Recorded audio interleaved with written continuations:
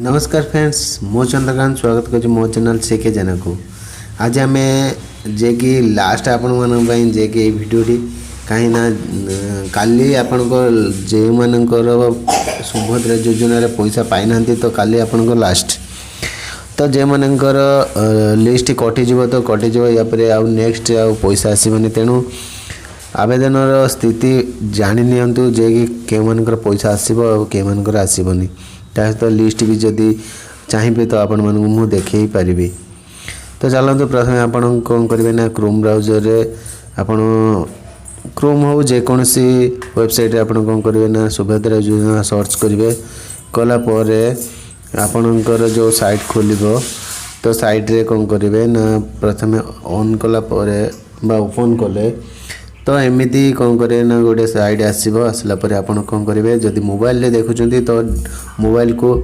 Desktop mode कर ने desktop mode करने द्वारा कौन हम ना आप डेस्कटॉप रे जहाँ भी काम जमी करते तो से टाइप रे आपण मन को शो कर। चलतु समय आपणकर बेसी नष्ट न कर मु आरंभ करी आपणकर सुभद्रा योजनार स्थिति आपन केमती देखिए तार वीडियो। तो प्रथम आपन एमती साइड ओपन हम है आपन कौन करेंगे ये देती आवेदन स्थिति तो आवेदन स्थिति पर क्लिक करेंगे क्लिक कलापर तो आपणकर साइट खोल तो आप साइट खोलला आपन से प्रथम कौन कर आधार नंबर मांगो आपणकर जहाँ भी आधार नंबर थी तो आधार नंबर आप फिलअप करेंगे। तो आधार नंबर फिलअप कलापर कौन करेंगे ना आधार नंबर ये भल भाव में फिलअप कर आपणकर आधार नंबर जहाँ भी थो आप आधार नंबर फिल करेंगे। आधार नंबर फिल कलापर ये कौन मु ओटीपी माध्यम आधार प्रमाणित चाहूँगी तो ये कौन करेंगे ना ये क्लिक करेंगे कलापर ये लॉगिन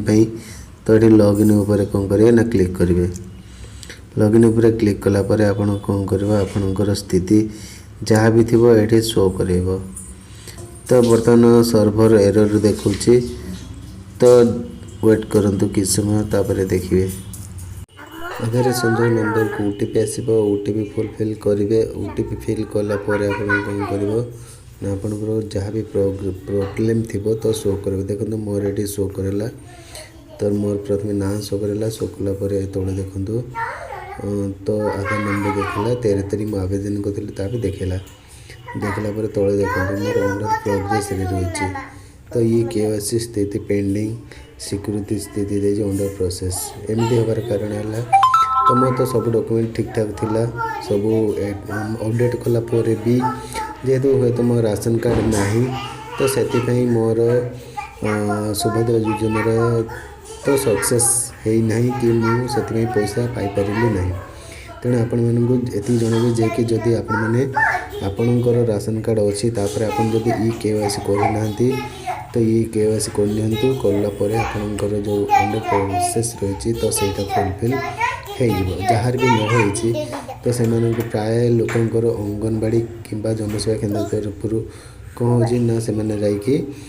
तांकर स्थिति कौन कर फुलफिल करमती भेरीफाई करदेला किसी लोकंर जे कि टंका पेंडिंग रे रही तो सेटा ही पलि आसुचे। तो तेणु मुझे सजेसन देवी जब आपने ये केवाईसी कर दिंतु ना आपण जदि राशन कार्ड नहीं कि कौन त्रुटि अच्छी ताले आप कौन करूँ जनसेवा केन्द्र में कि अंगनवाड़ी केन्द्र में सहयोग करूँ। जदि वीडियो भल लगता है लाइक करूँ शेयर करूँ आपको रोची नमस्कार।